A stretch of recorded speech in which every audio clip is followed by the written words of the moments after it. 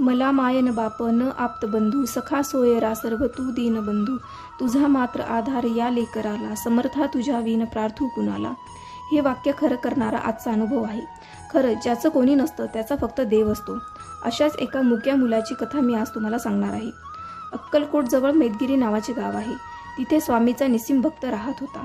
स्वामी मैदगिरीला आले की तो त्यांची सेवा करायचा. त्याला 2 मुले आणि 3 मुली होत्या. दुर्दैवाने सगळे मुलं हे वेडसर होते. त्यापैकी मनब्या नावाचा एक मुलगा वेडसर तर होताच आणि मुकाही होता. त्या ब्राह्मणाचे स्वामीवर अतिशय प्रेम आणि श्रद्धा होती, परंतु त्यांनी कधी आपली व्यथा स्वामींना सांगितली नाही. देवयोगाने तो ब्राह्मण, त्याची पत्नी आणि 5 पैकी 4 मुले ही एका साथीच्या आजारांनी मृत्यू पावले. फक्त मनब्या वाचला. तो वेडा आणि मुक्या असल्याने त्याला काहीही समजत नव्हते. त्याला कोणाचाच आधार नव्हता. त्याचे खूप हाल होऊ लागले. स्वामींना हे अंतर्ज्ञानातून समजले. स्वामींनी त्याला आधार द्यायचे ठरविले. एकदा स्वामीचे भक्त अक्कलकोट दर्शनासाठी निघाले. स्वामी कृपेने ते मनब्याला अक्कलकोटला घेऊन आले.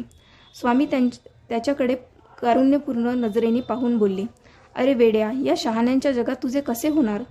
तेव्हा मैदगिरीची मंडळी स्वामीकडे पाहून बोलली, स्वामी, त्याला त्याचं कोणी नाही उरलं. तुम्ही त्याला आधार द्या. त्याचे वेळ घालवा.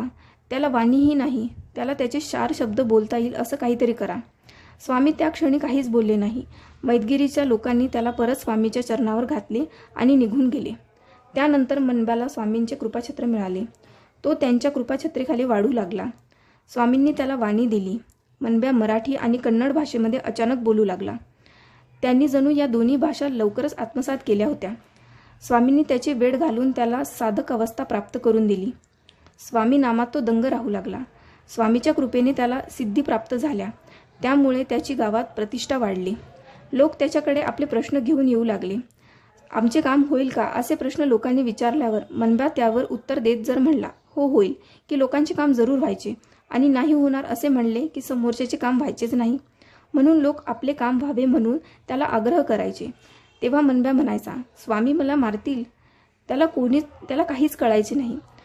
पण स्वामींनी त्याला वाणी देऊन बोलायला शिकवले होते. त्याला जगण्यासाठी एक साधन दिले होते. त्यामुळे आता तो सिद्ध पुरुष म्हणून ओळखला जायचा.